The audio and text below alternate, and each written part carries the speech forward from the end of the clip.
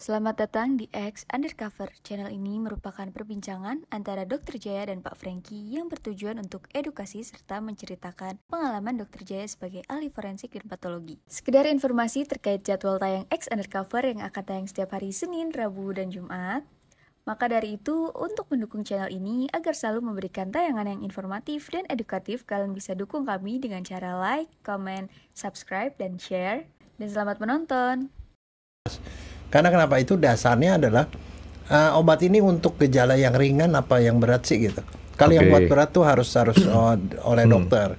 Terus kalau yang obatnya itu berbahaya karena efek sampingnya berat, itu juga harus dokter. Nah itu dasarnya sebenarnya itu. Jadi dasarnya karena penyakitnya dulu nih dok. Dok, ini saya mau ngobrol sama dokter Jaya tadi. Ya ini masalah perilaku orang dok. Perilaku orang ya. Ada dua sih motivasinya dok. Pertama orang yang kayak saya males banget ke dokter. Perilaku kedua karena dia nggak mau keluar duit. Ya. Yang masalah nggak mau keluar duit ini kan problemnya dua lagi. Dia nggak mau karena memang kondisinya ekonominya, artinya nggak mampu nih dok ya. Satu lagi dia mampu, tapi dia ngambil jalan yang pintas. Ya. Jalan yang pintas sehingga dia istilahnya maunya gampang aja. Nah kalau saya kan kebetulan punya banyak teman-teman kayak dokter Jaya kan gini-gini kan dulu pernah sekolah di Salemba 4. Ada beberapa teman-teman yang dokter. Teman-teman angkatan maupun teman di luar angkatan. Jadi kan bisa konsultasi gratis. Tetap judulnya nggak keluar duit dok. Tapi sekarang juga kan banyak obat-obatan dok. Obat-obatan yang beredar bebas. Nah yang saya mau tanya dulu nih dok, itu obat-obatan yang beredar bebas itu dasarnya apa dok? Kenapa dia bisa beredar bebas? Begini, dokter itu obat itu ada golongannya Franky. Golongan ada obat bebas, obat bebas tidak terlalu bebas, setengah bebas. Ada yang sama sekali tidak boleh dijual bebas. Karena kenapa itu dasarnya adalah obat ini untuk gejala yang ringan apa yang berat sih gitu. Kalau yang buat berat tuh harus oleh dokter. Terus kalau yang obatnya itu berbahaya karena efek sampingnya berat, itu juga harus dokter. Nah itu dasarnya sebenarnya itu. Jadi dasarnya karena penyakitnya dulu nih dok ya. Iya. Dan efek samping. Jadi gitu. Jadi nggak boleh sembarangan karena nanti secara keseluruhan tuh nanti kalau nggak bisa macam-macam. Tapi begini, sejak pandemi itu ada kecenderungan kan beberapa orang itu yang secara finansial itu agak terpuruk ya. Artinya tidak sebaik sebelum pandemi. Sehingga akibatnya yang dirasakan juga oleh dokter adalah bahwa banyak pasien yang melakukan self medication. Jadi pakai obat sendiri dulu. Minum obat sendiri, obat bebas dia cari dengan segala macam. Dia minum obat sendiri, kalau sudah benar-benar gak bisa baru ke dokter. Nah, akibatnya adalah datang ke dokter dalam kondisi yang sudah agak parah atau sudah agak terlambat begitu. Nah, yang jadi masalah adalah satu, Indonesia itu termasuk negara yang peredaran obatnya itu agak tidak terkontrol, Franky. Kadang-kadang obat-obat yang disebutin kan ada obat tuh ada dia punya packagingnya dok. Kadang-kadang kan ada obat yang disebutin harus dengan resep dokter. Ya, itu pun masih bisa kita beli bebas. Nah justru itu bukan cuma beli bebas, kita pergi ke pinggir jalan aja juga banyak yang jual. Pinggir jalan. Kedua, online. Obat apa yang nggak bisa dibeli online sekarang? Rata-rata sudah bisa beli online sih dok. Online bisa dibeli. Bisa. Belum lagi ada yang namanya apotik. Kan mestinya kan dibedakan antara apotik sama toko obat. Iya. Toko obat itu menjual obat bebas. Kalau apotik menjual segala macam obat termasuk obat yang dengan resep. Yang diresepkan sama dokter ya. Kita sudah tahu bahwa di Indonesia itu banyak toko obat yang memakai nama apotik. Gimana dok? Toko obat dia pakai izin apotik. Oh iya, mungkin dokter tahu tempat-tempat beli obat yang boleh dibilang tempat toko obat yang banyak di Jakarta, Dok. Iya. Sekarang saya sudah lihat dia nggak pakai pelang di depannya apotek, tapi di belakangnya sini nih ada tulisannya apotek. Ya, jadi bebas dia jadi seperti apotek. Nah, yang begitu itu kecampur-campur dengan yang toko obat doang. Maka toko obat berfungsi sebagai apotek, yang apotek itu juga ya fungsi apotek dan toko obat. Sebenarnya kalau apotek menjual obat bebas nggak ada masalah. Tapi yang jadi masalah adalah bukan apotek, tapi menjual obat bebas. Tapi tempatnya sebelah-sebelahan gitu, nggak ada bedanya, Franky. Jadi artinya secara praktis sebenarnya kalau kita mau jujur ya, kita pergi kemanapun, ke toko obat atau ke apotek, segala macam obat bisa dibeli di situ. Cuman bedanya adalah kalau yang toko obat nggak pakai merek apotek, kalau beli obat-obat yang rada-rada yang daftar G, obatnya nggak ditaruh, nggak di display. Kita beli di situ, tapi tetap aja dikasih juga. Dia kasih orang datang dengan kertas resep ya dilayani juga. Itu dia bisa baca resep juga lagi ya? Oh iya, dan dia jago, Franky. Kadang-kadang bukan baca resep, kadang-kadang dia bisa jadi kayak dokter. Bapak sakitnya apa? Iya bener tuh. Oh sakit gini-gini, obatnya yang ini Pak, yang dikasih tahu. Dosisnya udah kasih tahu sekalian, jebret aja. Ya saya nggak tahu, mungkin dia dokter kali, Franky. Dokter menyamar. Padahal Dok, ini pengalaman saya nih Dok. Baca tulisan dokter tuh susah. Memang susah. Termasuk baca WA dari dokter. Sering salah-salah, sering tipu. Saya pikir dokter lagi bikin resep. Loh, kalau tipu bukan salah dokternya. Orang saya misalnya tulisnya ketiknya untuk, dia begitu diklik jadi untik. Loh ya salah dia dong, bukan dokternya. Karena tipu itu kan memorinya di dalam situ kan. Kalau saya menganalogikan, wah dokter lagi bikin resep cuman dalam mode WA gitu dong. Enggak, tapi memang bukan begitu, Franky. Kamu jangan suka heran. Karena ada teman saya dokter. Saya nggak suka tapi sering Dok. Teman saya dokter, dia tulis kertas resep, dia sendiri nggak bisa baca tulisannya. Kan hebat kan? Bagus itu. Bukan orang lain nggak bisa baca, dia sendiri. Tutup mata ada Dok kalau ngadepin. Nggak, soalnya kenapa? Dia udah kebiasaan lihat EKG, Franky. EKG kan nggak ada bentuknya tuh. Kalau ngomong kayak gitu Dok, saya ingat kakak saya yang di Amerika itu. Mungkin kalau dia nggak dengar saya ngomong gini, emang kenyataan. Saya bilang, Ricky, gue bingung baca tulisan lo. MWNU segala macam semua sama begitu. Begitu semua cuma gitu-gitu. Itu kalau tulisan EKG namanya. Tapi dia hebat, dia bisa baca. Enggak, ya kalau dokter di Indonesia enggak, dia biasanya nggak bisa baca tulisannya. Nah, terus apoteker gimana ceritanya? Bukan, apoteker ada mata kuliahnya, Franky. Mata kuliah membaca tulisan dokter. Ada mata kuliahnya.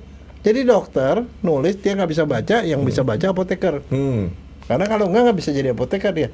Tapi itu sekarang era udah berlalu, Franky. Kenapa? Ya udah kayak komputer sekarang diketik gitu langsung medical record. Iya, resep aja sekarang diketikin. Iya. Jadi ya udah medical record tuh udah ada beda. Tapi kalau dulu nggak begitu. Susah tuh baca tulisan dokter. Nah, jadi dasar kita obat bebas nggak obat bebas itu pertama karena penyakit sama resikonya Dok ya. Iya. Terus itu harusnya ada di apotek bukan di penjualan toko obat. Ya, tapi sekarang kan kayak udah mix tuh. Kita beli obat yang masih daftar G ke toko obat juga ada. Ke apotek yang juga berfungsi sebagai toko obat juga ada. Bahkan di pinggir jalan itu juga kita udah tahu berapa jalan di Jakarta tuh ada yang kios itu jarak 100 enggak 100 meter, jam 50 meter. Sore ke atas itu udah mulai muncul tuh sporanya tuh Dok. Dan itunya semuanya sama ya, biru ya. Wah. Obat biru. Itu dekat daerah Mangga Besar situ banyak Dok. Jadi ya itu, jadi kemudahan itulah membuat orang. Kemudian ada satunya lagi yang bikin itu jadi masalah adalah online, Franky. Ada yang namanya Mbah Google itu yang ngajari kita apapun. Kita ketik aja obat apa yang kita tahu namanya, obat itu segala macam informasinya. Langsung informasinya tuh indikasinya apa, dia punya kontraindikasinya apa, sampai dosisnya. Iya. Walaupun di situ disebutkan ini harus melalui resep dokter, tapi kita jadi udah tahu. Iya, nah itu dia. Nah makanya self medication itu banyak terjadi di masyarakat. Dia beli obat sendiri, pakai sendiri, analisis sendiri segala macam. Nah, masalahnya adalah ada beberapa hal yang sebenarnya jadi bahaya, Frankie. Bahaya buat pasiennya. Dan buat masa depannya kalau dia kenapa-napa. Apa? Apa? Apa obatnya itu? Enggak, yang bahayanya apa sebenarnya kalau menurut kamu secara obat sembarangan tadi, Dok? Iya. Ya pertama belum tentu sembuh kan, Dok. Salah menafsir, salah mendiagnosis. Jadi kita beli obat yang nggak sesuai gitu kan. Sebenarnya intinya bukan itu. Intinya adalah kita diajari dari dulu yang namanya obat itu adalah bahan kimia itu beracun, Renge. Itu adalah racun yang diberikan oleh dokter kepada pasien karena risk benefitnya itu lebih banyak benefitnya. Tapi risknya tetap ada. Itu nyangkut. Jadi artinya setiap kali seorang dokter memberikan obat ada manfaatnya tetapi ada efek sampingnya. Nah, hal itulah yang dipelajari di kedokteran pada waktu dia belajar farmasi dan farmakologi. Itu mata kuliahnya panjang, Frankie. Dan satu lagi itu satu. Jadi artinya setiap kali dia makan obat, memang dia mengharapkan manfaat itu, tetapi efek sampingnya ada. Artinya racun ya, dia masukin racun ke badannya sebenarnya. Nah, kemudian kalau indikasinya salah kan jadi double salah dong.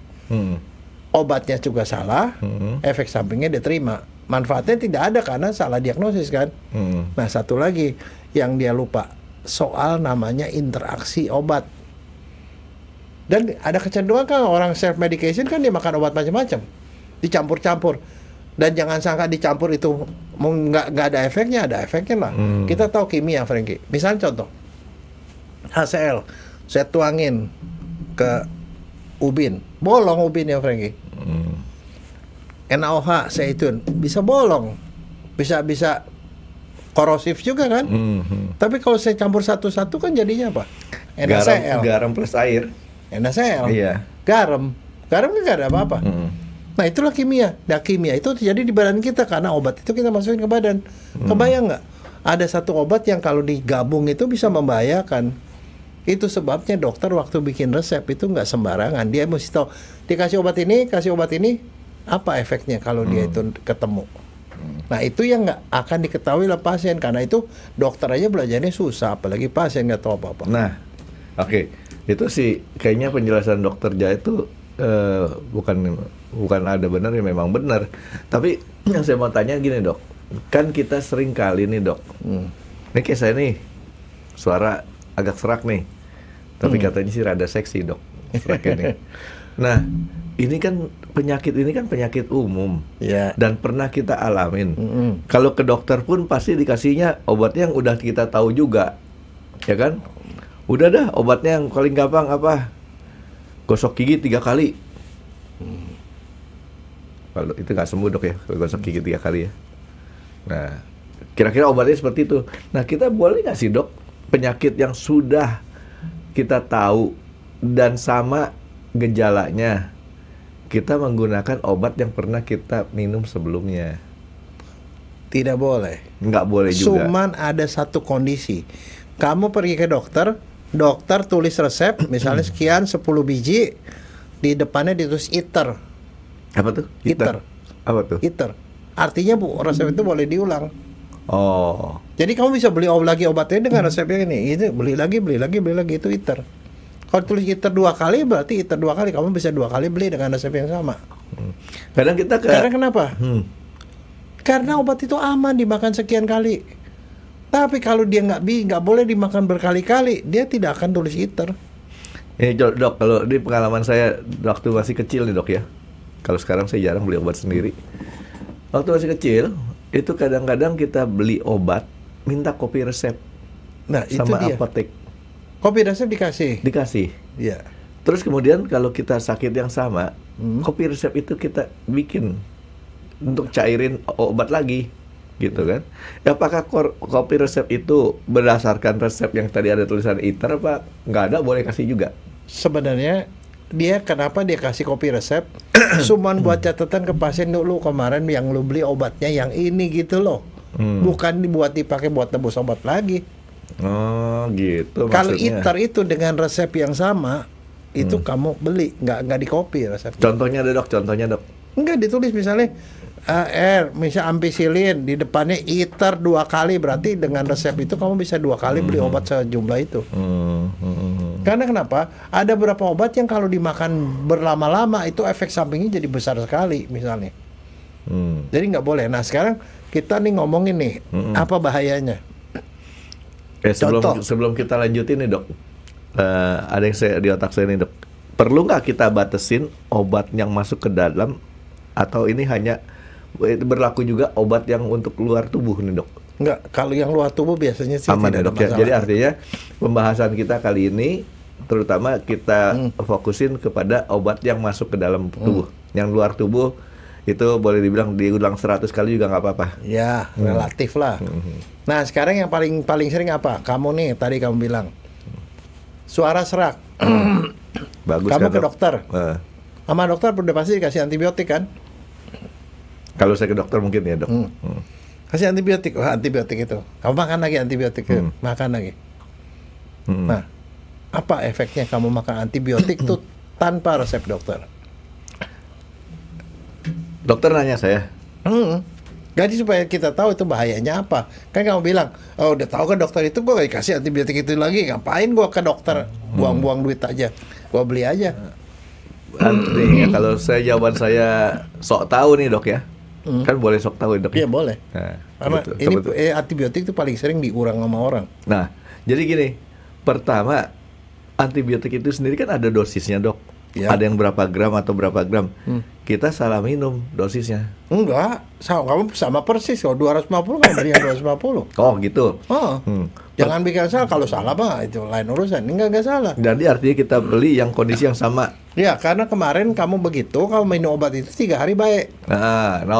Otomatis, wah itu obat itu ya, keren. Jadi artinya tidak ada kemungkinan kita beli dosis yang salah. Kedua, kita nggak tahu nih kapan kita mesti stopnya. Enggak, udah tahu kalau kamu kemarin ke antibiotik dikasih buat 5 hari, ya kamu beli 5 hari, sama. Ya udah kalau gitu beli aja dok. Buat saya udah kesimpulan saya udah bener. Nah salahnya di mana? Gantian dok, saya tanya dokter. Sekarang kamu tahu nggak antibiotik itu fungsinya apa? Matiin bakteri ya dok ya? Iya, bakteri, kuman. Kalau kamu makan antibiotik, mati kuman. Kalau antibiotiknya efektif, kuman itu habis. Iya. Tapi kamu begitu yang kedua kali belum tentu kuman yang sama yang nyerang kamu. Tadinya kuman A, habis kamu baik. Besok yang kedua kali kuman A plus B sedikit, B sedikit nih. Yang B itu sebenarnya nggak begitu mempan sama antibiotik itu.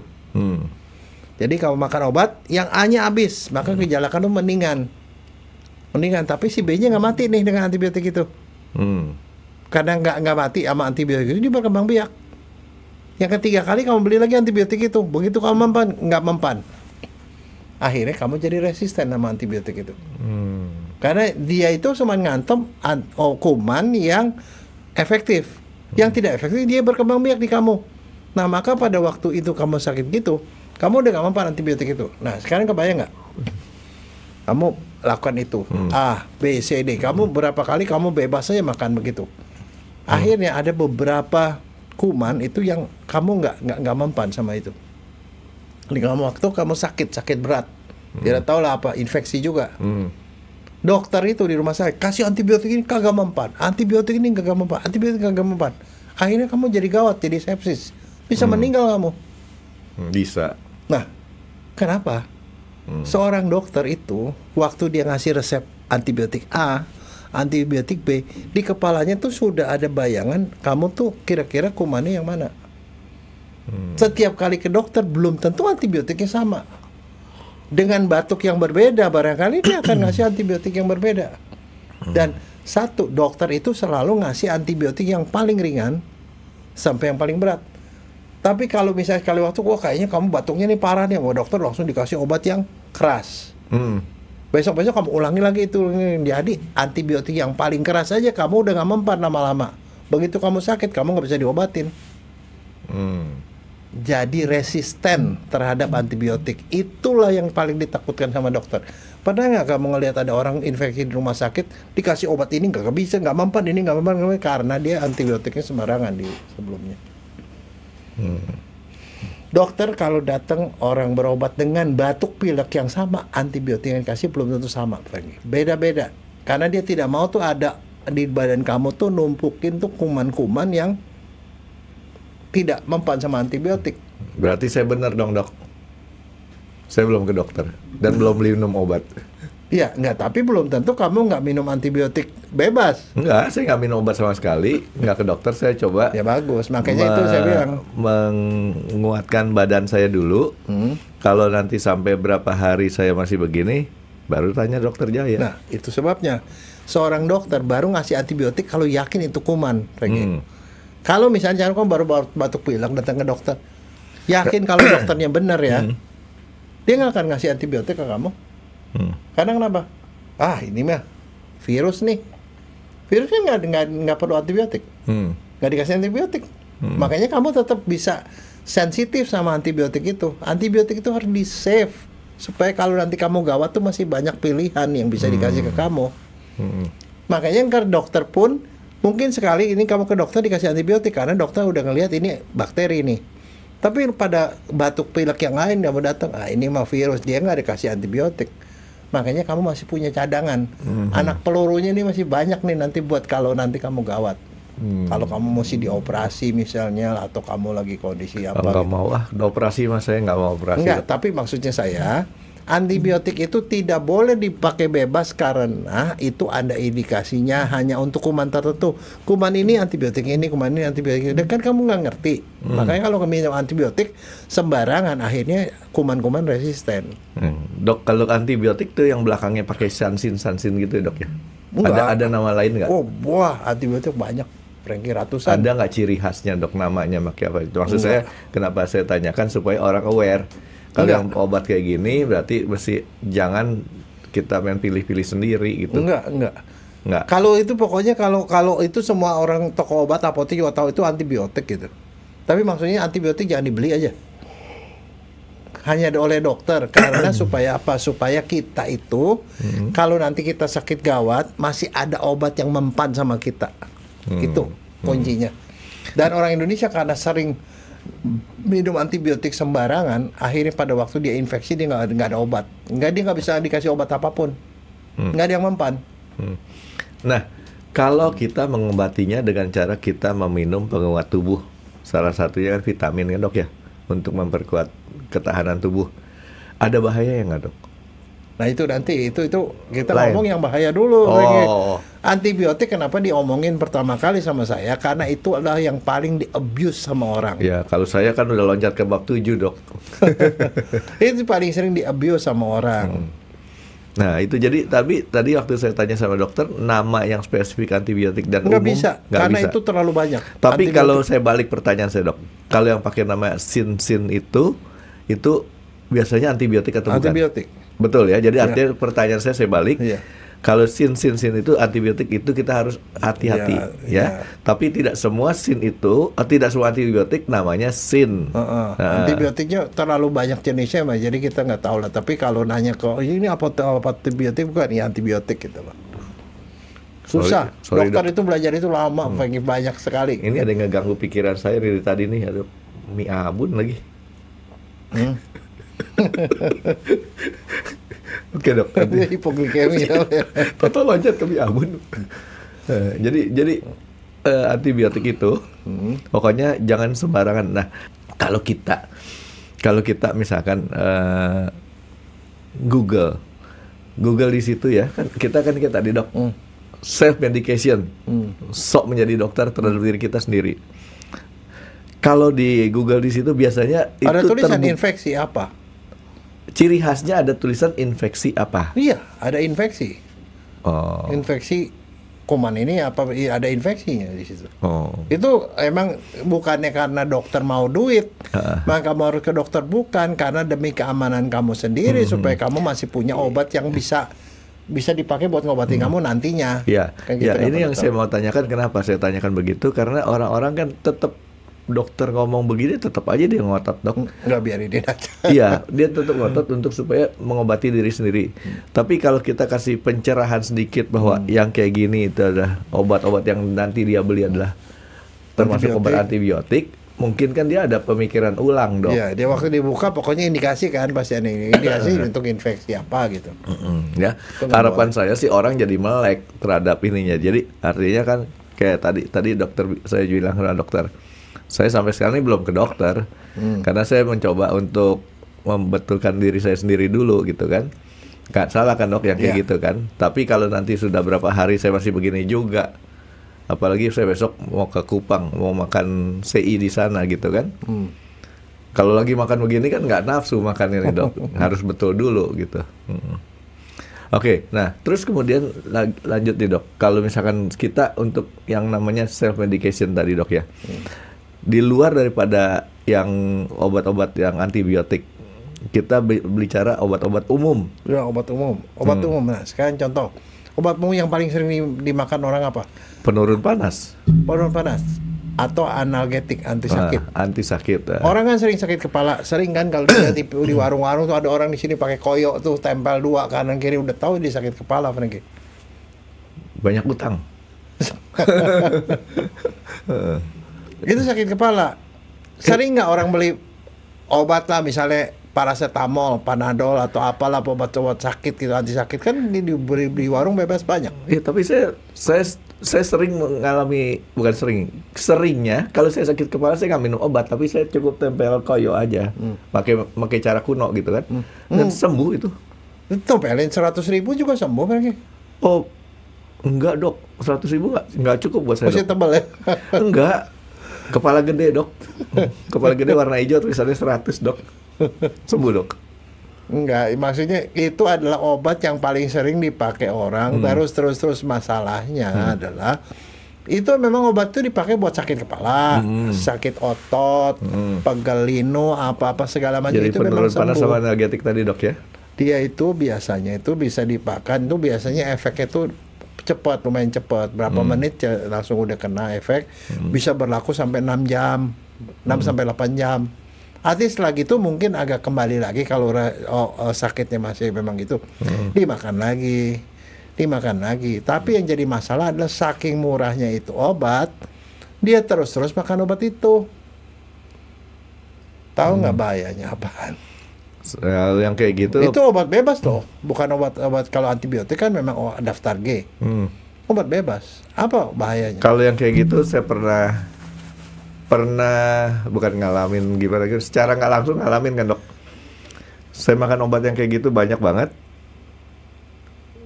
Ginjal saya kan jelek jadi hasil tesnya kemarin. Itu dia bisa ngerusak ginjal. Begitu dan dia bisa ngerusak hati. Begitu saya stop, ginjal saya membaik lagi. Iya, ngerusak hati. Tapi orang nggak mikirin gitu. Tahu nggak kalau misalnya kalau merusak hati, ya nanti hatinya ada masalah, nanti dia mesti berobat ke dokter. Tapi yang paling parah adalah ginjal.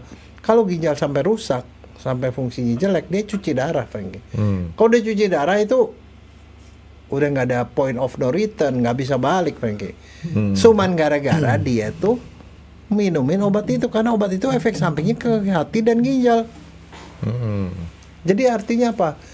Obat itu memang dikasih cuman buat sekali-sekali, bukan terus-menerus. Yang jadi masalah adalah sakit kepala dikit, minum obat itu. Pakai kepala dikit, minum obat itu. Nah, itulah yang dia ngerusak. Artinya, kenapa dia harus nggak boleh terus-terus begitu? Karena obat itu ada efek sampingnya. Efek sampingnya itu jelek untuk kesehatan. Dan dokter bilang tuh bener, karena murah sekali minum 2, 3 gitu kan. Iya.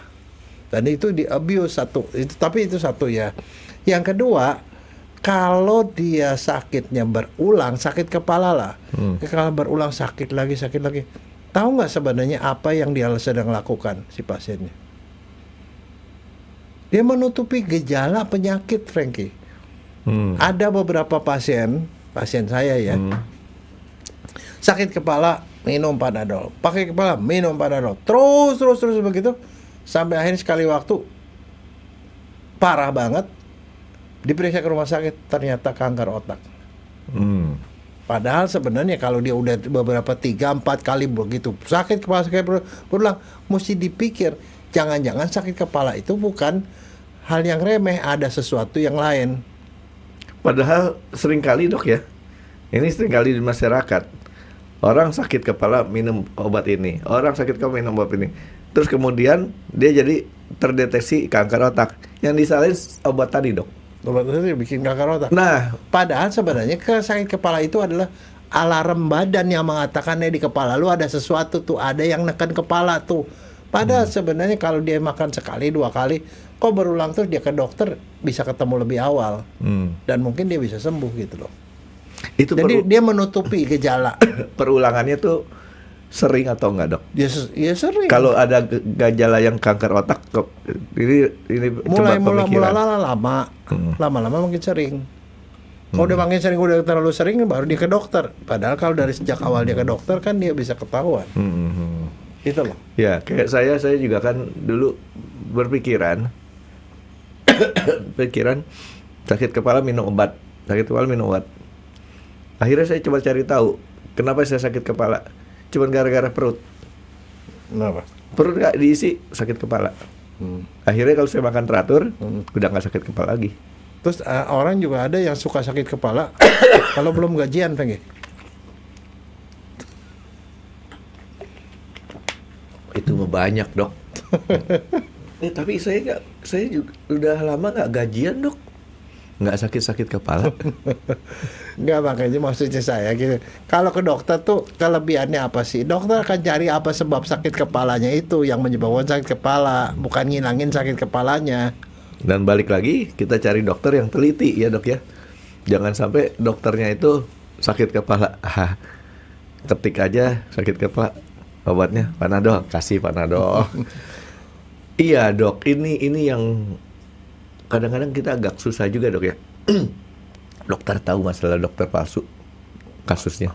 Ya. Nah, sorry ini agak menyimpang daripada obat. Kita bedakan dokter palsu sama dokter palsu gimana, Dok?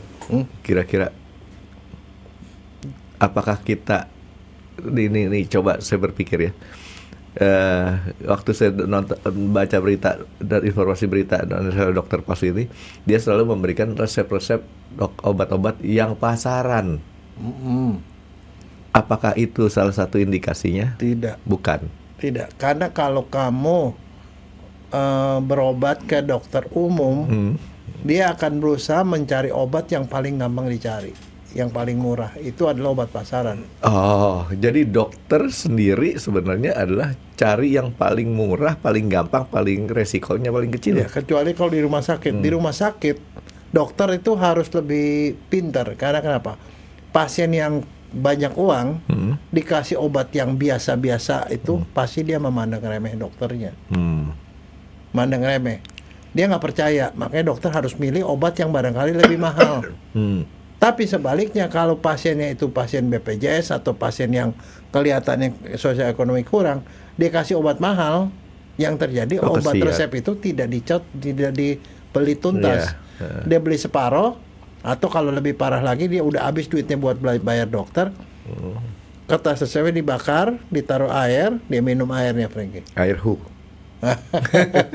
Loh iya, betul kan, serius, dan ternyata bahaya, Frankie, karena dia percaya sama dokternya. Jadi itu serba salah. Makanya dokter itu, dan hebatnya di Indonesia, misalnya contoh lah, antibiotik namanya A, itu namanya itu ada 200 nama, Frankie, yang harganya mulai dari Rp20 sampai Rp20.000, mungkin Rp20 sampai Rp30.000 harganya. Ya dokter boleh milih yang manapun, terserah. Nah itu repotnya di Indonesia, makanya dokter tuh capek nyari-nyari nama obat apa yang mau diresep, padahal isinya sama gitu. Nah, jadi ini kalau kita obat-obat kayak tadi ternyata itu obatnya dimakan terus-terusan walaupun dia bukan antibiotik. Iya. Itu punya bahaya. Tapi karena bahayanya satu, dia obatnya itu sendiri berbahaya. Yang kedua, dia itu menutupi gejala dari penyakit yang lebih gawat. Makanya kalau sudah berulang sakit kepala, makan obat itu nggak apa-apa, nggak ada masalah. Panas makan obat itu hilang udah. Tapi begitu kambuh lagi itu ada something yang harus diperiksa dokter supaya tahu sebabnya apa gitu loh. Sebenarnya itu. Tapi kalau kayak tadi saya, Dok, sakit kepala minum obat, tapi lama-lama saya tahu, oh ini gara-gara saya telat makan. Begitu sekarang udah boleh dibilang nggak terlalu sering lagi. Ya, itu artinya, bahkan nggak ada sakit kepala. Itu artinya kamu cukup pinter. Tapi balik nih, sakit kepala, pengen minum Panadol. Sakit kepala minum Panadol. Ternyata dia itu sakit kepalanya kan darah tinggi, Frankie. Makan begitu, hilang sakit kepala hilang, tapi darah tingginya kan nggak hilang. Sebulan kemudian dia stroke karena darah tinggi. Nah. Itu kan cilaka. Maksudnya apa? Obat itu ada obat penghilang gejala. Kalau dimakan tuh tanpa melihat gejalanya sebabnya karena apa, kan kalau darah tinggi nggak bakal minum obat itu tiba-tiba darah tingginya berhenti kan? Ya. Nah darah tinggi masih ada. Kalau dia berulang jangan-jangan ada yang lain. Kalau darah tinggi diobatin dia nggak stroke. Itu obat. Dia nggak serangan jantung gitu loh. Obat itu buat ngalihin sakitnya doang kan, Dok ya? Termasuk misalnya kalau darah tinggi terus kan ginjalnya bisa rusak. Nah kalau dia ke dokter tahu ternyata darah tinggi, ginjalnya periksa ginjalnya jelek, diobatin kan, nggak sampai dia harus cuci darah gitu maksudnya. Jadi entah itu obat antibiotik bukan antibiotik, tetap aja nggak boleh sembarangan kan, Dok, intinya. Nggak boleh diulang-ulang tanpa batas. Artinya kalau dia berulang lagi pasti ada something di belakang apa yang menyebabkan itu yang harus dicari dokter. Jadi masalahnya jangan menghemat ke dokter hanya karena ada apa sih gue makan gitu kan baik, bukan gitu. Dokter tuh fungsinya untuk mencari apa yang menyebabkan gejala tadi. Tapi ini excuse nih, Dok. Kalau misalkan kita sakit kayak tadi pengulangan sakit awal sakit ini, kira-kira bulan depan sakit lagi, minum obat lagi gitu kan ya. Obat itu sembuh lagi. 2 bulan lagi sakit lagi, jadi nggak periodik. Ya tapi kalau diperiksa barangkali ternyata dia amandel. Kan amandel diberesin kan beres semua, gitu loh. Maksudnya itu loh tujuan ke dokter antara lain untuk mencari penyebab. Kalau penyebab udah itu dituntasin kan dia nggak bakal berulang. Nah, jadi artinya kesimpulan saya nih, Dok, kalau kita gejalanya disakit di sini nih, Dok, kepala, itu mendingan periksa deh ya. Kalau kepala makan obat sekali nggak apa-apa, tapi kalau dia udah berulang ya periksa lah. Nah sekarang di luar daripada sakit kepala kan kita punya penyakit yang obat dijual bebasnya tuh banyak. Banyak. Contoh sakit perut. Ya. Sakit perut resikonya kalau makan obat sakit perut ini yang umum kan boleh dong kita istilahnya mencoba makan obat sakit perut dulu. Ya boleh. Itu obat bebas kok. Obat bebas. Nah itu kan termasuk obat bebas maksud saya. Itu ada nggak dia punya resikonya lagi, Dok, kalau obat sakit perut itu dimakannya berulang? Oke, misalnya yang paling benar ya obat sakit mah. Ya obat sakit mah lah. Iya kan obat mah kan semua orang sakit mah. Wah sakit mah nih, apalagi orang sekarang bilang GERD nih katanya. Iya dong. Keturunan Jerman kali, Dok ya, GERD ya. Gerd Müller. Dia makan baik. Pasti dia berulang lagi makan baik, makan baik. Kepikiran nggak? Kadang-kadang sebenarnya yang begitu itu seringkali terlambat. Dia bilang sakit mah GERD, ternyata kemudian tiba-tiba serangan jantung lagi. Itu sering kejadian. Hubungannya gimana, Dok? Jantung itu letaknya di sebelah kiri, ujungnya itu di sebelah bawah, dekat lambung. Kalau dia itu mampet, koroner itu mampetnya di sebelah bawah, gejalanya sakit mah. Padahal kalau dia sakit mah pertama, dia minum obat baik. Kedua kali gitu dia ke dokter, ternyata ketahuan dia itu ada koroner. Kan diobatin koronernya nggak serangan jantung dia. Untung-untung kalau serangan jantung nggak bikin dia meninggal. Mah ini sakit lambung itu bisa gejala dari sakit jantung. Bisa gejala dari batu empedu, bisa gejala dari kanker pankreas, pankreas, yang semuanya itu bisa ujungnya mati kalau dia nggak dideteksi. Jadi kalau kita udah pernah diperiksa jantung kita sehat, itu lebih safe lah, Dok ya. Nah iya justru itu karena orang awam kan cuma tahu aja gue sakit mah. Banyak orang habis sakit mah minum obat mah baik, obat mah baik. Padahal itu ada alarm tubuhnya bilang ini ada yang mampet sedikit di jantung lo, mampet sedikit di jantung. Dia lama-lama udah gitu langsung dibampetin aja sekalian, udah serangan jantung. Baru gitu baru tahu, oh ternyata waktu itu bukan serangan sakit mah, itu serangan jantung ringan sebenarnya. Jadi kalau dia berulang satu gejala, be careful, jangan ngobatin terus. Pengertian berulangnya ini periodiknya berapa hari atau berapa minggu atau berapa lama? Enggak, bisa ditentukan. Kalau dia sakit mah, minum obat mah baik. Besok-besok seminggu lagi atau sebulan lagi sakit mah lagi itu. Jangan-jangan itu sebenarnya serangan jantung ringan. Oke. Jadi artinya cukup sering periodenya ini, Dok, ya? Iya. Bukan yang kebetulan sakit mah gara-gara misalkan kita terlambat makan. Kan? Saya kan juga punya dulu makannya nggak teratur. Sering sakit perut saya. Perih kan, Dok, ya? Terus kemudian saya berobat sama dokter. Untungnya saya pintar ya berobat ke dokter ya. Bukan ke dukun. Dukun lebih jauh, Dok.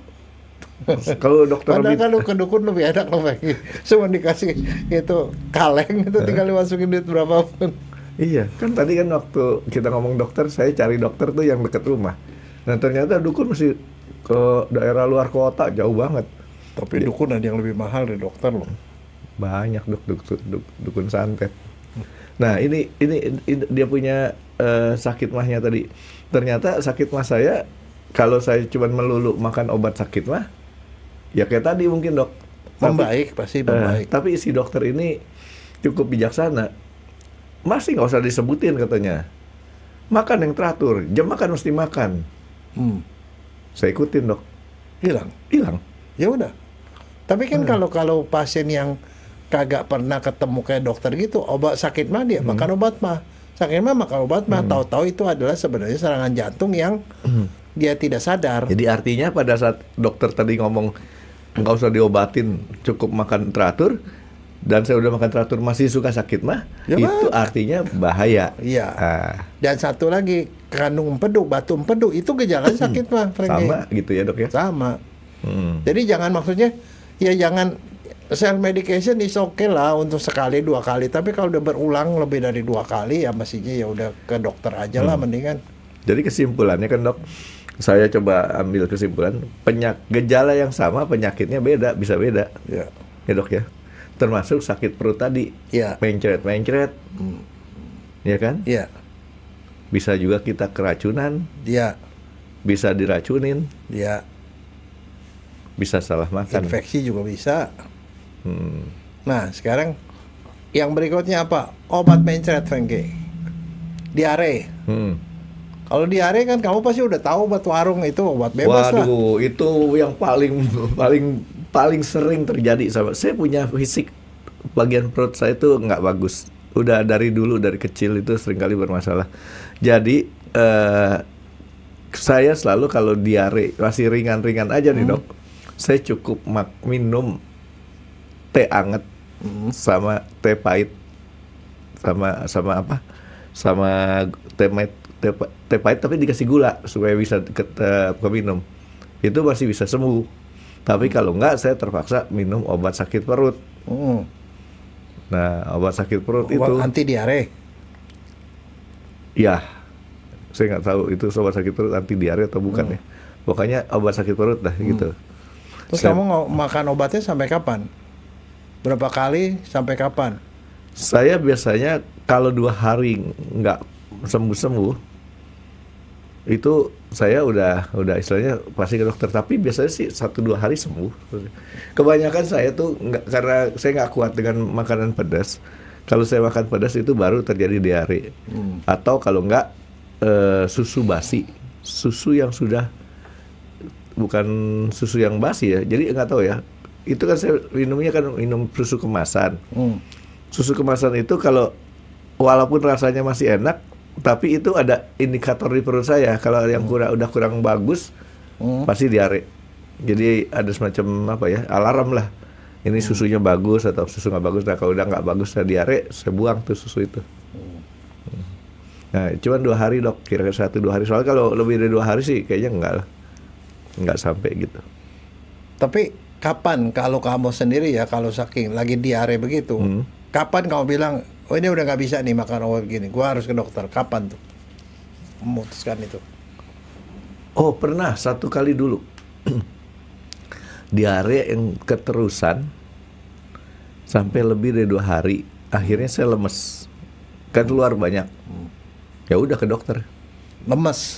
Udah lebih dari 2 hari, apalagi? Udah itu aja saya mah. Lebih dari 10 kali harus ke dokter. Udah nggak bisa tuh makan obat mampetin. Lebih dari 10 kali. Atau kamu keluarnya yang namanya buang air udah nggak ada isinya. Air doang. Atau keluar lendir, keluar darah, itu udah nggak bisa, walaupun sedikit kamu harus ke dokter. Soalnya apa bahayanya kalau misalnya kamu diare minum obat yang buat mampetin, itu kan ada obat yang langsung dimakan langsung tokcer tuh langsung mampet. Ya, obatnya kecil. Ya, kalau itu yang dilakukan, Frankie, itu bisa jadi ada salah satu efek sampingnya adalah apalagi kalau begitu makan lagi, lama-lama otot tuh di perutnya bisa lumpuh, Frankie. Peristaltiknya lumpuh. Ujungnya kamu masuk ke rumah sakit, kamu dioperasi tuh. Ya. Ususnya dibuang, Frankie. Nggak serius. Gara-gara obat tadi. Ada obat yang seperti itu, obat buat mampetin usus itu. Itu sebenarnya tidak alamiah. Karena kenapa? Kalau selama diarenya masih normal, masih ada isi, itu artinya tidak ada masalah. Itu adalah mekanisme badan kita untuk membuang racun dan kuman yang ada di usus. Dok, makan salak benar nggak sih, Dok, bikin mampet? Bijinya? Bukan. Saya beneran. Seringkali saya kalau habis makan salak nih, Dok, ya, susah BAB. Iya, itu karena seratnya banyak, Frankie. Oh, itu begitu. Tapi itu berarti benar, Dok, ya? Ya benar. Kita makan salak, makanya kalau orang bilang, selalu nasihatin ke saya, jangan kebanyakan makan salak, nanti susah BAB. Dan itu saya alamin tuh. Itu bisa kita jadikan obat atau enggak tuh? Bisa. Oh, bisa ya. Dan satu lagi, daun jambu biji. Kamu makan juga langsung mampet, Frankie. Susah nyarinya, Dok. Enggak, tapi maksud saya itu obat yang namanya gini, yang kita mesti ngerti ya, namanya usus. Itu diare karena ada racun atau ada kuman di dalam usus. Badan itu coba cepat mengeluarin. Itu loh sebenarnya. Jadi kalau kamu makan obat yang langsung, yang manjur banget, kamu bilang kan kalau orang awam, wah manjur banget tuh, begitu minum sekali langsung mampet. Ya oke, dia mampetin, tapi ada efeknya. Kumannya itu lebih lama di dalam usus. Kalau udah keracunan diserap ke badan. Jadi nyerap lah ya. Ya. Sebenarnya kalau orang diare, orang mencret, selama masih ada isinya, yang perlu dilakukan itu bukan dengan mampetin dia punya saluran pembuangan, tapi diganti cairan yang kebuang. Waktu kita BAB dia diare, itu cairan kebuang. Cairan itu mengandung elektrolit. Maka yang perlu dilakukan adalah minum oralit atau minum air banyak-banyak. Kalau misalnya senang sama air mineral, kan ada air yang bukan air mineral aqua gitu ya, bukan ya, tapi air yang banyak mineralnya seperti mineral Pocari Sweat atau apa gitu kayak gituan. Itu diminum, itu bisa menolong. Bisa kalau Pocari Sweat sih saya pakai kalau lagi olahraga tuh. Ada yang satu menarik, Frankie. Waktu saya ke Taiwan, saya sekolah di Taiwan, di sana kalau anak kecil diare, sama dokter dia resepin Pocari Sweat. Resepnya itu sekarang kenapa Pocari Sweat? Karena di sana dia bilang kalau namanya oralit kagak enak rasanya.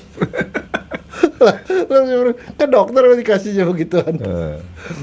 Aneh, tapi maksudnya saya, jadi lebih ke arah kita ganti cairan yang keluar. Makin banyak cairan keluar dari muntah atau berak, itu yang utamanya itu. Tapi bukan dengan mampetin. Nah, masalahnya obat bebas yang ada di luar itu mampetin itu. Malah kalau dia keracunan malah bisa makin parah, karena racunnya malah lebih lama di usus, diserap malahan. Kalau udah kumannya lebih lama di situ. Kalau obat sakit perut yang sering saya makan itu, Dok, yang bentuknya agak kayak kaplet gini, hitam. Rasanya kayak areng lah. Masih boleh kali itu ya? Kalau itu mah gak apa-apa, itu mah ya? Norit. Bukan. Areng aktif. Apa sih ya? Bukan norit. Norit mah bentuknya udah bubuk kan, Dok, sekarang. Iya, ada yang tablet ya. Tablet yang rada-rada coklat kehitaman gitu kan. Itu saya lupa dikasih apa. Norit juga sebenarnya enak kok, sekarang ada norit rasa jeruk. Rada-rada beda karena norit. Kalau norit itu arang aktif kan. Arang aktif itu dia kamu makan gituan, dia menyerap racun. yang racun sehingga dia kebuang ke bawah. Ya cuman itu norit tuh susahnya apa? Mesti dicampur sama air. Kadang-kadang kalau di perjalanan kan susah tuh ngaduknya segala macam kan. Ya lebih praktis. Nggak mesti pakai air, pakai Coca-Cola juga bisa kamu coba. Nggak masalah tuh. Katanya dok kalau kita minum obat nggak boleh bang pakai yang bersoda. Benar nggak tuh? Minum obat sakit kepala, minum Coca-Cola mati. Beberapa kejadian tuh dok. Nggak tahu ya. Nggak pernah. Ada yang bilang kalau minum obat sakit, obat katanya jangan pakai air aja. Pakai air. Oke, jadi kalau yang sakit, itu saya cuma bilang bahwa kalau namanya muntah, berak itu hati-hati minum obat yang bisa mampetin karena itu bisa memperparah. Ya lebih baik kalau mengganti cairan itu loh. Kayak tadi saya minum teh pakai gula gitu, ya kan? Ya. Teh pahit pakai gula. Jadi kalau kita minum norit ataupun yang bentuknya rasanya kayak arang-arang itu tidak ada apa-apa. Itu bagus ya. Sebenarnya saya mau anjurin orang makan norit aja deh. Norit itu sekarang ada bentuknya kan dan murah banget lagi dok. Ya, murah. Nggak tahu saya. Saya pernah beli, istilahnya bingung belinya. Mau beli satu tapi harganya murah banget. Mau beli banyak nanti dipikir buat stok. Akhirnya tetap saya beli banyak. Dan rasanya sekarang udah rasa jeruk, udah nggak kayak dulu. Dulu kan susah kita minum. Oke, jadi untuk hal-hal yang sifatnya kayak tadi dok, obat-obat tadi, obat-obat umum, self medication itu masih diperbolehkan dok ya? Jadi memang diperbolehkan karena dia relatif aman, tetapi kita mesti hati-hati. Kadang-kadang obat itu cuma ngilangin gejala, tetapi tidak menjelaskan sumbernya. Jadi sumbernya masih ada. Tapi kalau dia masih berulang lagi ya mendingan ke dokter untuk cari sumbernya supaya diobati dengan benar gitu loh. Karena yang namanya orang diare itu ada macam-macam sebabnya. Ya kadang-kadang ya obatnya harus penyebabnya itu yang harus diobati gitu loh. Tapi memang penyakit yang sering terjadi di masyarakat di kehidupan kita kan cuma sakit kepala, sakit lambung, sakit perut ya. Ya, satu lagi sembelit, Franky. Sembelit itu susah buang air besar. Iya. Dia buang air besar 3 hari sekali. Kalau buang air harus ngeden. Lama karena susah banget perop. Ada beberapa orang bahkan sampai harus disodok-sodok baru dia bisa keluar. Disodomi. Iya. Dia pakai apalah. Nah, kalau yang seperti itu sering kali, terutama ini orang tua nih yang sering begituan ya. Dia makan obat-obatan yang emang juga bebas. Dimakan tuh obat-obat yang namanya seperti kayak model pencahar.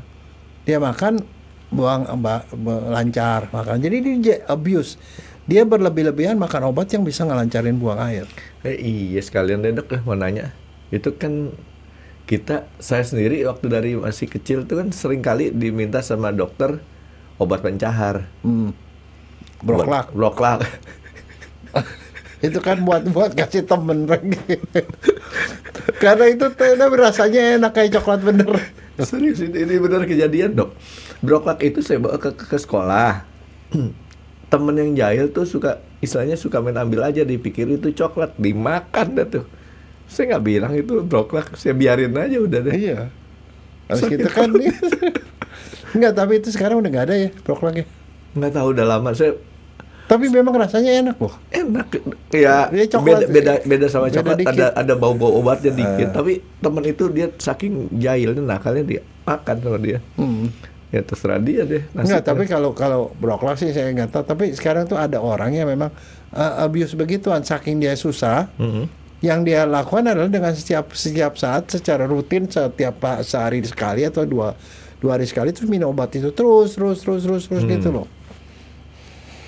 Itu nggak boleh juga kan? Nggak boleh, bahaya. Sebenarnya kenapa? Kan dia mesti dicari. Kenapa dia nggak bisa buang air? Biasanya karena dia tidak punya toilet training. Kan sebenarnya kalau setiap mandi pagi dia tuh nongkrong, keluar kayak nggak keluar, lama-lama dia setiap hari bisa buang air, dia pasti nggak bakal sembelit. Kedua, kalau dia sembelit begitu, artinya dia kurang minum. Kan kurang minum kan bahaya buat ginjal. Dia mesti minum lebih banyak. Apalagi dia mungkin kurang serat, mesti makan sayur, makan buah. Sebenarnya dengan dia perbaiki itu, dia pasti buang airnya normal. Kenapa mesti tergantung obat itu? Dan obat itu bukan tanpa efek samping, Franky. Itu adalah barang-barang yang suka banyak orang lakukan, salahnya di situ. Dan ada satu lagi, ada sekarang tuh yang namanya serat buatan yang bentuknya saset. Iya. Itu dia memperbaiki sembelit, ya memperbaiki sembelit. Tapi jangan lupa di situ ada gulanya. Kalau dia ke orang kencing manisnya bisa parah. Yang kedua, kalau makan seperti itu, dia itu serat itu menyerap air, Franky. Dia harus banyak minum. Kalau enggak dia bisa dehidrasi. Itu aja sih.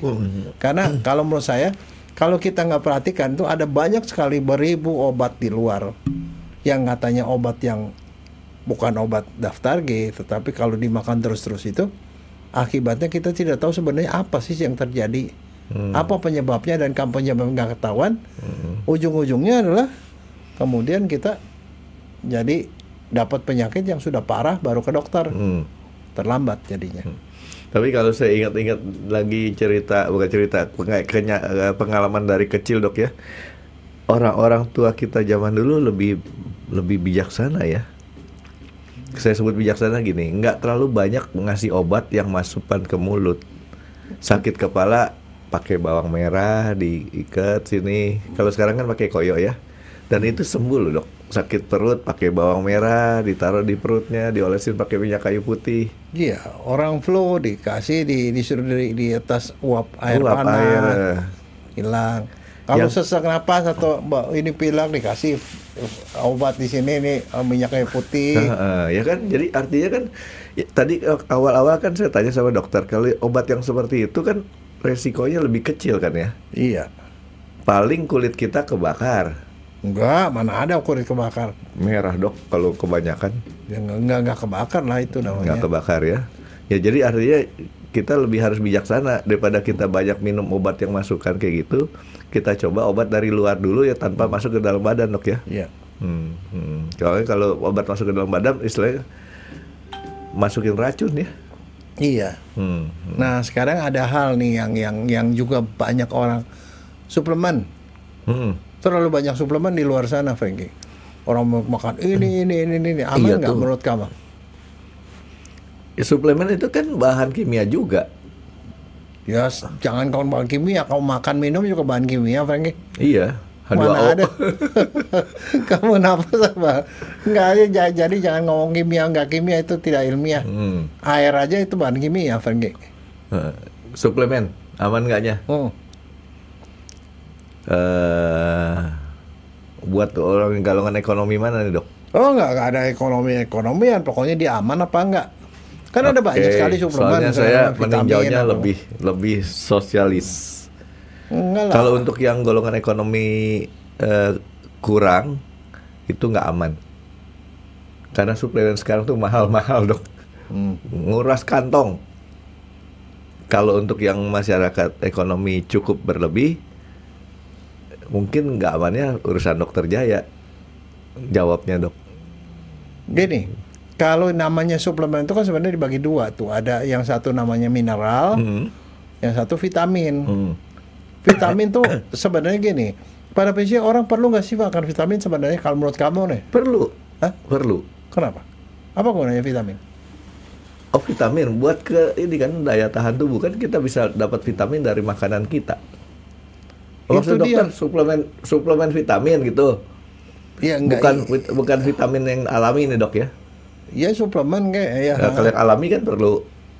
Kalau yang suplemennya kalau nggak cukup ya perlu juga. Sebenarnya begini, vitamin dan mineral itu termasuk mikronutrien.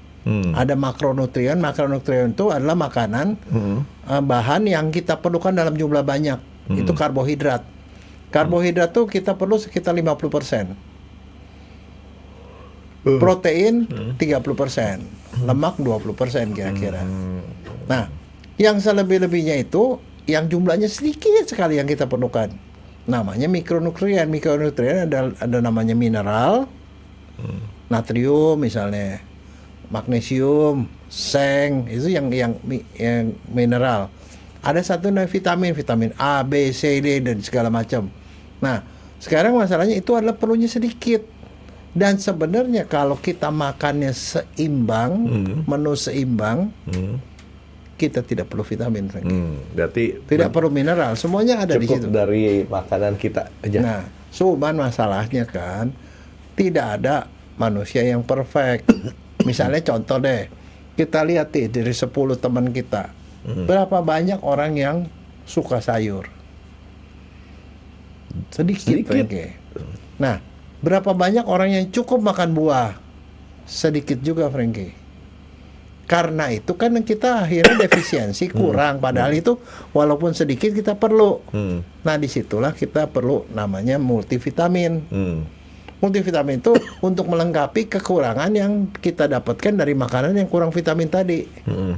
Jadi kalau kita makannya cukup, itu tidak perlu. Nah, cuman di antara segala macam itu, terlepas dari harganya berapa, sebenarnya kalau kamu makan multivitamin isinya macam-macam nih, ada A, ada B, ada C, segala macam vitamin. 1 biji sehari juga cukup dan itu tidak mahal, Frankie. Yang mahal itu kalau kamu belinya satu-satu.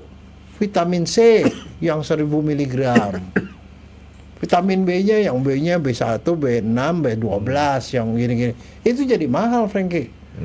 Satu-satu. Tapi kalau kamu beli multivitamin, 1 biji ini isinya macam-macam, tidak ada masalah.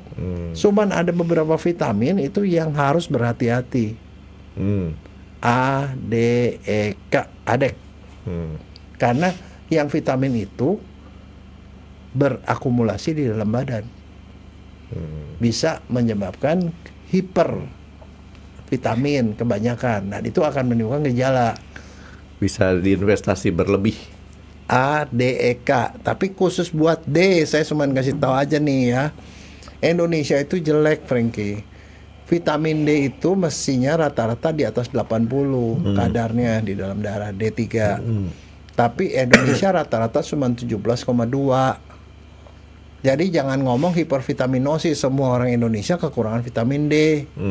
Makanya vitamin D itu tetap harus dimakan. Artinya, walaupun jumlahnya. Saya kalau mengikuti hukum normal, Dok, di statistik kan pakai hukum normal tuh, lulus saya. Karena modusnya, angkanya saya ikut 17. Iya kan? Kamu 17 ya? 17. Mesti di-push, Frankie. Karena kalau enggak nanti kamu bisa kena macam-macam penyakit. Ya besok suntik lagi, Dok. Suntik, jas. Atau kamu makan vitaminnya juga harus cukup banyak. Jangan takut kelebihan vitamin D, itu aja saya bilang. Karena kita rata-ratanya rendah. Tapi kalau mau aman, periksa dulu darahnya. Itu gara-gara diperiksa darah, Dok, saya disuruh disuntik tempo hari. Tapi nggak tahu sekarang udah naik apa belum ya. Tapi udah belum pasti naik. Kalau belum disuntik saya 17. Makanya saya bilang kalau kita mengikuti kaidah hukum normal, secara statistik kan kita bentuknya lonceng tuh. Normalnya di situ, modusnya kena lulus saya. Nggak mungkin dong nggak dilulusin. Yang banyakannya di situ dapat C deh. Oke, Dok, jadi ini masalah kita punya self medication di sini, itu harus kita hati-hati ya. Jangan kita pelit ke dokter untuk hal-hal yang istilahnya terjadi peristiwa sakit yang berulang tadi, Dok, ya. Terus kemudian juga memilih obat juga mesti hati-hati, Dok, ya. Jangan sampai istilahnya salah obat kemudian berakibat berbalik kepada badan kita sendiri, Dok, ya. Oke. Apalagi, Dok, yang kira-kira dokter mau sampaikan? Ya itulah, cuman itu aja deh kayaknya obat-obatan yang paling sering di abuse sama orang makan terlalu berlebihan dan tidak pakai aturan, itu yang harus di ini. Oh, ada satu lagi, Frankie. Sorry. Kortikosteroid. Apa? Kortikosteroid, steroid. Oh. Jangan salah ya, ada beberapa teman saya tuh main enak aja begini. Wah, suara gue serak kan gitu. Makan. Pokoknya ada yang son itu loh, pokoknya obatnya. Makan begitu langsung dia serak, Frankie, lagi suara serak, terus tiba-tiba push, makan langsung 1 hari sembuh. Dia koleksi di rumah. Itu saya cuma kasih tahu, itu obat daftar G. Itu obat dewa. Di dalam kedokteran disebut obat dewa karena kenapa? Dia bisa ngobatin segala macam. Kamu asma pakai itu. Kamu otak bengkak pakai itu. Meradang pakai itu. Pokoknya orang sakit ginjal yang ginjal kasih itu obat segala macam obat. Orang yang udah pingsan tiba-tiba bisa dibangunin lagi pakai gitu. Itu obat yang luar biasa. Tetapi apa tadi dok namanya? Yang ada son-sonan. Oh, pakai son-sonan. Steroid. Kalau orang yang olahragawan pakai itu supaya tiba-tiba ototnya jadi gede. Tapi kalau pakai steroid, kalau buat kayak saya cuman jadi gemukin di sini doang nih dok. Ya itu efek sampingnya yang kamu sebut efek sampingnya, tapi efek positifnya banyak sekali. Makanya obat itu buat dokter itu adalah obat dewa namanya. Cegah orang-orang syok dikasih obat itu. Pokoknya apapun orang sakit kulit, eksim segala macam kasihnya obatnya itu. Tapi obat itu harus dengan pengawasan dokter. Kenapa? Efek sampingnya banyak sekali. Prinsipnya obat yang efeknya luar biasa bagus, efek sampingnya luar biasa banyak. Itu prinsipnya. Kortikosteroid paling pantang dimakan oleh orang awam. Kenapa? Karena dia kalau anak kecil makan obat gitu keseringan. Misalnya orang asma kasih gituan, seringan, dia bisa kontet, Frankie. Tulangnya itu stop pertumbuhannya, kontet. Kedua, keropos tulangnya. Kalau tulang keropos, kamu bawa barang berat sedikit tiba-tiba krek patah, keropos tulang. Apalagi bisa moon face. Oh, kelainannya banyak sekali. Jadi itu efek sampingnya berat. Sehingga kalaupun dokter ngasih obat itu, biasanya dikasih obatnya tuh mulai dari dosis kecil, gede. Begitu mau di stop juga dikurangin dikit. Ada aturannya. Dan itu adalah obat dewa, artinya disimpan untuk hal yang gawat sekali. Kalau orang pakai itu di abuse itu parah banget. Tapi di masyarakat banyak orang itu yang abuse sekali, sama seperti kayak kamu bilang tadi, terlalu pinter. Ke dokter, wah suara sampai hilang sama sekali, nggak ada suara sama sekali. Dikasih obat itu sembuh. Di kopi resepnya, besok gitu. Nah itu dia. Udah di kopi resep, kasih ke temen lagi dok, di sharing. Tapi tahu-tahu tiba-tiba macam-macam. Jadi gitu, obat itu neken kekebalan juga sehingga kita bisa kena penyakit infeksi macam-macam. Jadi itu efek sampingnya luar biasa. Jadi jangan pernah makan yang obat-obatan itu. Hanya dengan pengawasan dokter. Makanya atlet tuh dilarang ya dok ya. Oh, itu langsung didiskualifikasi. Ya, karena bahaya buat si atletnya sendiri ya. Itu dia numbuhin otot. Iya. Jadi be careful. Itu steroid itu adalah obat yang tidak boleh itu. Tapi itu banyak disalahgunakan sama orang. Ya mudah-mudahan dok ya. Jadi yang steroid tadi orang lebih paham. Karena saya ngeliatin saat ini yang tadi dokter sebutin tuh benar, banyak banget orang tuh pakai apa-apa steroid. Dan kalau kita pikirin itu ada efek samping yang jahat kayak gitu, mudah-mudahan mikir ulang deh tuh pakai orang misalnya orang kena eksim, kasih kortikosteroid langsung sembuh, Frankie. Tapi begitu itu dia ulang lagi sama dia diulang lagi. Eksim mah gampang sembuhnya dok. Diapain? Tiap hari dokter lihat kan, saya disebut eksim sama dokter kulit kan, sampai bintik-bintik merah kan. Pakai sabun yang berlemak, hilang udah. ini udah mulus lagi nih tangan saya nih, nggak ada bekas. Jadi nggak perlu pakai obat yang terlalu jelimet. Sabunnya banyak lemak. Jadi saya sekarang pakai sabun yang pakai olive oil itu, udah wangi lagi. Oke dok, ada yang lain dok? Oke deh ya, ini makan lagi dok. Terima kasih sudah menonton X Undercover. Jangan lupa like, comment, dan subscribe. Dan ditunggu ya video-video kami selanjutnya. Nah buat kalian, jika ada pertanyaan untuk Dr. Jaya, boleh banget komen di bawah. See you guys.